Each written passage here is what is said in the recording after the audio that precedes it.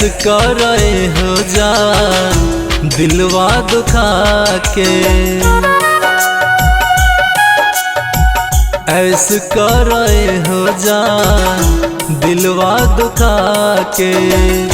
पिछला जन्म के बदला, पिछला जन्म के बदला हमसे चुका के,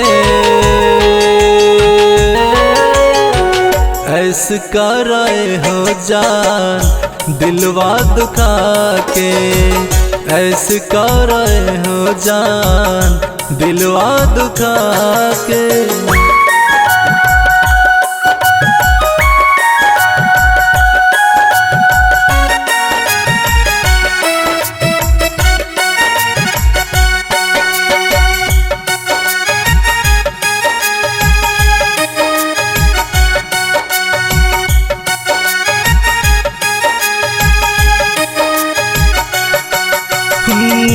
तोहरे से धर के हमर दिल के धड़कन माँ, तू ही तरह हो जान देह के प्राण माँ। हाँ तोहरे से धर के हमर दिल के धड़कन माँ, तू ही तरह हो जान देह के प्राण माँ। छोड़ गइलू के पल में, छोड़ गइलू के पल में जियते मुआ के, ऐसे कर रहे हो जान दिलवा दुखा के, ऐसे कर रहे हो जान दिलवा दुखा के।